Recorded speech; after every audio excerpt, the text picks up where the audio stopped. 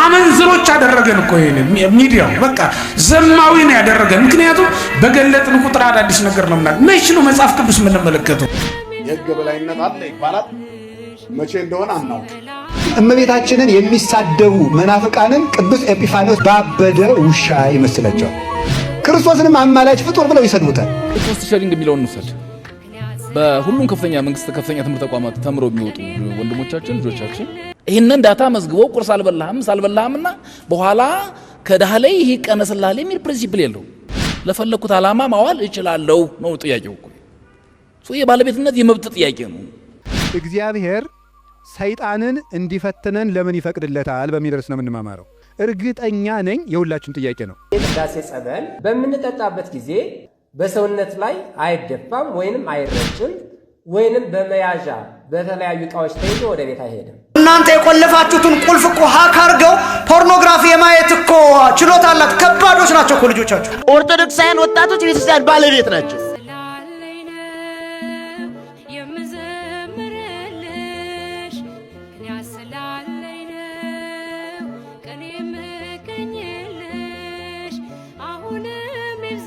እመቤታችንን የሚሳደቡ መናፍቃንን ቅዱስ ኤጲፋንዮስ ባበደ ውሻ ይመስላቸዋል።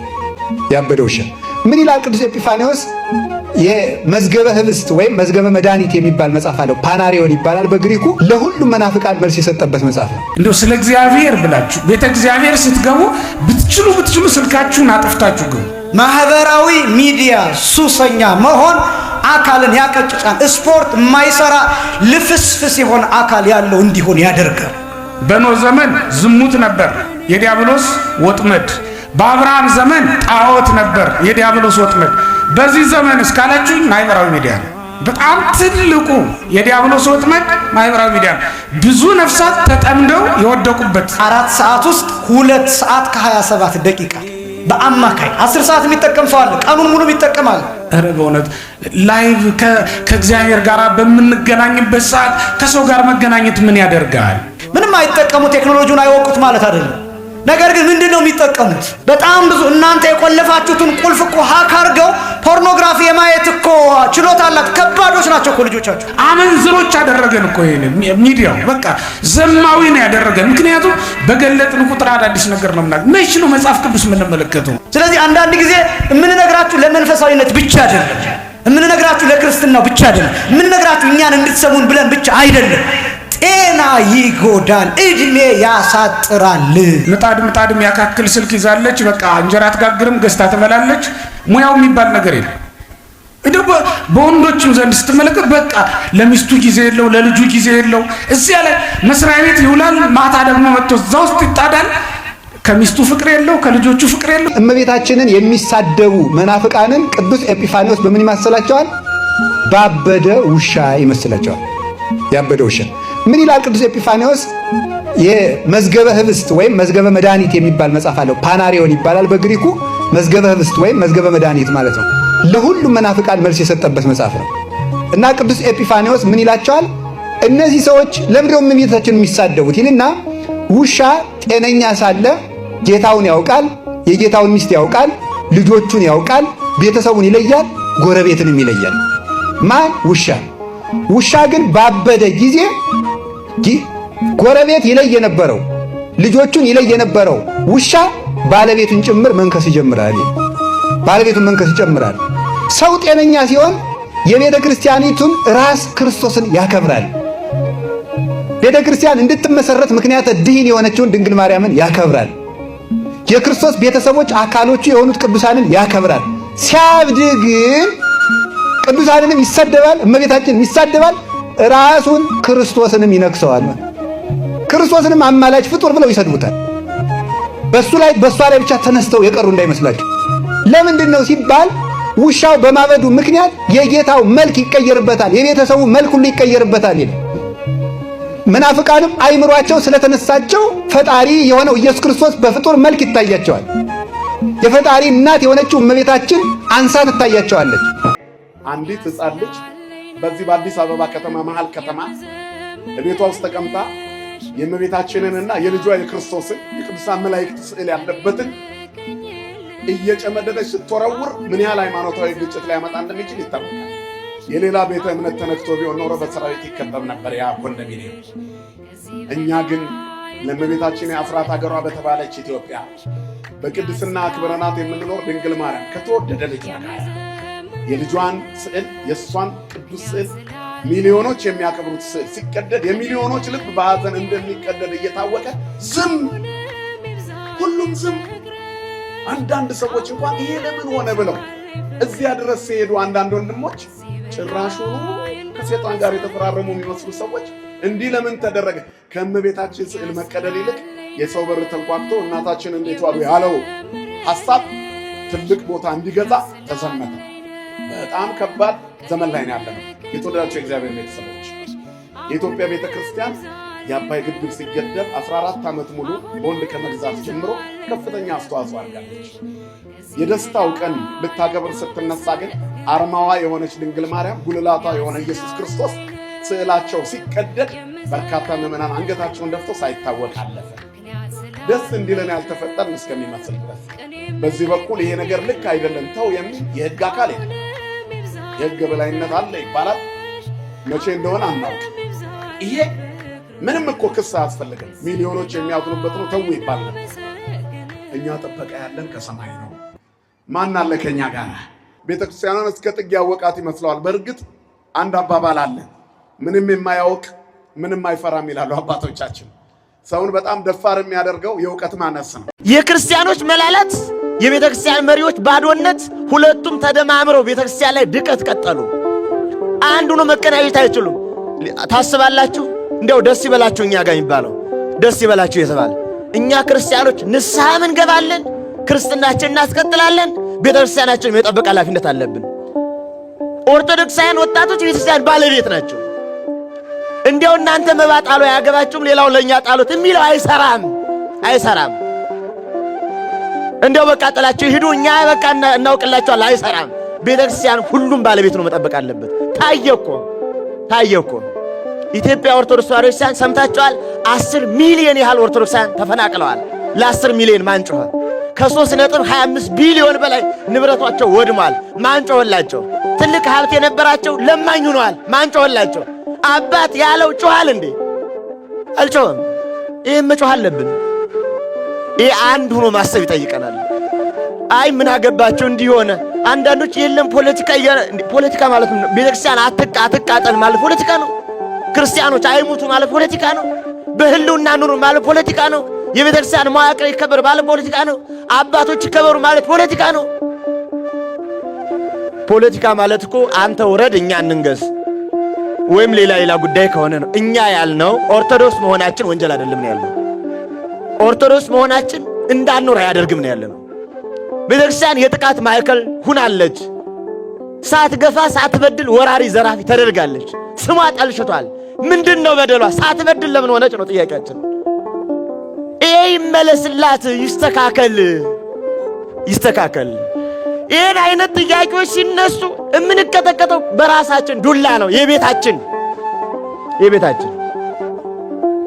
ወይ አያውቁ ወይ አያሳውቁ ወይ አይጠይቁ ወይ አይጠየቁ ወይ አይማሩ ወይ አያስተምሩ ወይ አይረዱ ወይ አያስረዱ። ቸገረን በጣም። ለቤተ ክርስቲያን መፍትሄው ልንገራችሁ፣ እኛና እግዚአብሔር ብቻ ነን። ለኦርቶዶክስ መፍትሄው እኛና እግዚአብሔር ብቻ ነን። ከኛውና ከእግዚአብሔር ውጭ የለም።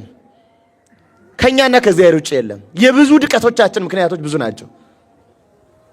ቤተክርስቲያን ድቀቷ ቀኖናዊ መፍትሄ ድቀቱ፣ የክህነት ድቀቱ፣ የስብከት ድቀቱ፣ የምንኩስና ድቀቱ፣ የድቁና ድቀቱ፣ የመሪነት ድቀቱ፣ የክርስቲያን አኗኗር ድቀቱ ብዙ ነው። አንድ ክርስቲያን ከትዳር ውስጥ ያለው ድቀት ተቆጥሮ ተሰፍሮ ሲወጣ ራሱ የክርስቲያን ቤት አይመስልም። አንድ ዲያቆን በዲቁና ውስጥ ያለው ድቀቱ የዲቁና መልክ አይመስልም። እኔን ጨምሮ አንድ የሚያስተምር ሰው በስብከት ውስጥ ያለው ድቀቱ ሰባኪ አይመስልም። አንድ ካህን በክህነት ውስጥ ያለው ድቀቱ አይመስልም። አንድ መነኩሴም እንደዚህ አይመስልም። ይህ ማለት የሚሰሩ አባቶችን አይመለከትም፣ እኔን ነው የሚመለከተው፣ ያጠፋሁትን። በሁሉም ወገን ድቀት አግኝቶናል። ይህንን ብናዋራው አይሆንም። መመለስ ነው መቻል፣ ራሳችን ማቆም መቻል፣ መዘጋጀት መቻል። ሌላም በየጊዜው ለኦርቶዶክሳዊ መልስ አንዳንዱ ሰው መንፈሳዊ ሳይሆን መንፈሳዊነት ይቀጥል ይላል። ራሱ መንፈሳዊ መሆን አይፈልግም። መንፈሳዊነት እንዲቀጥል እኛም መሆን አለብን። ኦርቶዶክሳዊት ሕይወታችን እንድትቀጥል እኛም መስራት ስላለብን ተባብረን እንድናደርግ ነው የምለው። አበዛውባችሁ ይመስለኛል። ብዙ ነው ችግራችን። መፍትሄ የምንፈልገውም በብዙ መንገድ ነው። በየትም ይሁን በየት ግን ለአንዲት ኦርቶዶክሳዊት ጉባኤ ማህበር ተልእኮ እንውሰድ። በቃ ቤተክርስቲያን ልካኛለች እንበል። ምን እያልሁኝ ነው? እስኪ ድምጻችሁን አስሙ። ማን ልካናለች? ማን ልካናለች? ቤተክርስቲያን ልካኛለች። እኔ ቤተክርስቲያን ልጅ ነኝ፣ ልካኛለች። ለአንዲት ኦርቶዶክስ ቤተክርስቲያን እየሰራሁ ነው፣ እያገለገሉ ነው ብለን አገልጋይ ሆነን እናስብ፣ እንተባበር፣ እንተጋገዝ፣ እንረዳዳ፣ እንማማር ነው ምለው። የቅዳሴ ጸበል የሚፈቀደው ለቆራቢያንና ሙሉን ቅዳሴ ላስቀደሱት ብቻ እንደሆነ ሥርዓተ ቤተክርስቲያን ያትታል። ነገር ግን ሊቃውንተ ቤተክርስቲያን ተነጋግረውና ተመካክረው ምዕመናን ተስፋ እየቆረጡ በሥራ ምክንያት እየወጡ እንዳይቀሩ ሲሉ የቅዳሴ ጸበል እንዲጠጡ ሥራ ሰርተውልናል። ሊቃውንተ ቤተክርስቲያን የምንላቸው እንዲሁ አሁን ያሉትን ሳይሆን በነ ቅዱስ ዮሐንስ አፈወርቅ ጊዜ የነበሩት ነው። ዘመነ ሊቃውንት ይባላል። በምንጠጣበት ጊዜ ይህ ጸበል ልዩ ስለሆነ በሰውነት ላይ አይደፋም ወይንም አይረጭም ወይንም በመያዣ በተለያዩ ዕቃዎች ተይዞ ወደ ቤት አይሄድም።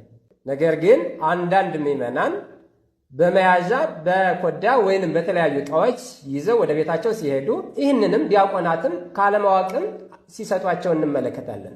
በሌላ መልኩ ደግሞ ቁስል ሲኖርባቸው ቁስላቸው ላይ ከሚጠጡት ላይ አትርፈው በእጃቸው አድርገው ፊታቸውን ሲቀቡ ራሳቸውን ሲያሻሹ እንመለከታለን። ይህ በሥርዓተ ቤተክርስቲያን መሰረት የተፈቀደ አይደለም፣ ክልክል ነው። በጥንቃቄ ነው የምንቀበለው። አሊያ ግን የክርስቶስን ደም እንዲሁ እያባከን ነው ማለት ነው። ሥርዓተ ቤተክርስቲያንም እያፈረስን ነው ማለት ነው።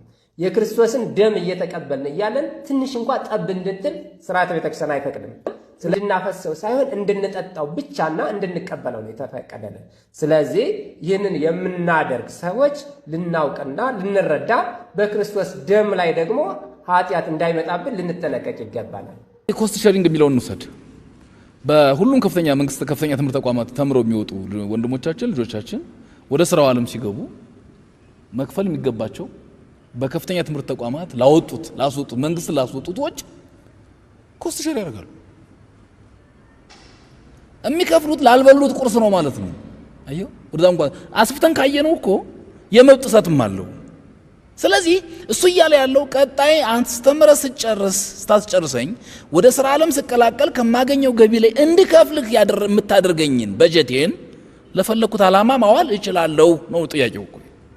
እሱ የባለቤትነት የመብት ጥያቄ ነው። ይህንን ዳታ መዝግበው ቁርስ አልበላህምና በኋላ ከዳህ ላይ ይህ ቀነስልሃል የሚል ፕሪንሲፕል የለው። ባትበላም ባለዕዳ ነህ። ሰው ባልበላው ነገር ባለዕዳ አይሆንም ወደሚል ነው የሚመጣው። ስለዚህ እሱ ቢታይ የሚል ነገር ነው ያለኝ እና ትምህርት ሚኒስቴር አንዳንድ ጊዜ ምን መሰላችሁ፣ እኛ ኢትዮጵያውያን ችግራችን መሰላችሁ ከውጭ እንደወረደ ኢትዮጵያዊ ሳናደርገው እንደው ኢትዮጵያዊነትን በኢንጀክሽን እንኳን ማለት እንደው በኢንጀክሽን መንክ እንኳን ምን ትንሽዬ ነገር ሳንጨምርበት እንዳለ እንደወረደ የአሜሪካን ፖሊሲ ኦር የሌሎችን ሀገር ፖሊሲዎች አምጥተን በግድ ኢትዮጵያዊ ሆነ እንለዋለን። ኢትዮጵያዊ ሊሆን አይችልም። ሴኩላሪዝም ከመጣ ወዲህ ከፍተኛ ትምህርት ተቋማት የሚያስመርቋቸው ልጆች ኢትዮጵያዊ ሆነው እየተመረቁ ነው። ይህን ትምህርት ሚኒስቴር ደፍሮ መመለስ ይችላል። የኢትዮጵያ ስምና ተላብሰው የሚወጡ እግዚአብሔር ሰይጣንን እንዲፈትነን ለምን ይፈቅድለታል በሚል ርዕስ ነው የምንማማረው። እንግዲህ መቼም ትምህርት ስንማር አንዳንድ ጥያቄ መመለስ ነው ዓላማው። ሰይጣን የሚፈጥርብንን ዓላማ መመለስ ነው። እርግጠኛ ነኝ የሁላችን ጥያቄ ነው አይደለም? በብዙ ሰው የማያምኑ ሰዎችም ይህንን ይጠይቃሉ። እግዚአብሔር መልካም ከሆነ ለምንድን ነው እንደዚህ ያለ ችግር ሲደርስብን ዝም የሚለን? ለምን ዝም ይላል እግዚአብሔር የሚል ነገር አለ። መጽሐፍ ቅዱስንም ስናነብ የሚጋጭ የሚመስል ነገር ብዙ ነገር ታገኛላችሁ። የመጀመሪያው እግዚአብሔር ባህሪው መልካም ነው። በሱ ዘንድ ክፉ የለም። አልወ ጽልመት ውስተ መክፈልታቲሁ። በእግዚአብሔር በባህሪው ኃጢአት የለበትም፣ ነውር ነቀፋ የለበትም። እስመ ንጹሕ አጠባያቲሁ ለእግዚአብሔር። የእግዚአብሔር ባህሪ ሁሉ ፍጹም ንጹሕ ነው። እግዚአብሔር ባህሪው ንጹሕ ነው። ፈቃዱ ደግሞ መልካም ነው። ኄር እግዚአብሔር ለእለ ይትዔገሥዎ ወያድኅኖሙ በጊዜ ምንዳቤሆሙ። እግዚአብሔር ለሚታገሱት ሁሉ እግዚአብሔር መልካም ነው። በመከራ ቀንም መሸሸጊያ ነው ይላል ትንቢተ ናሆም ምዕራፍ 1 ቁጥር 7 ላይ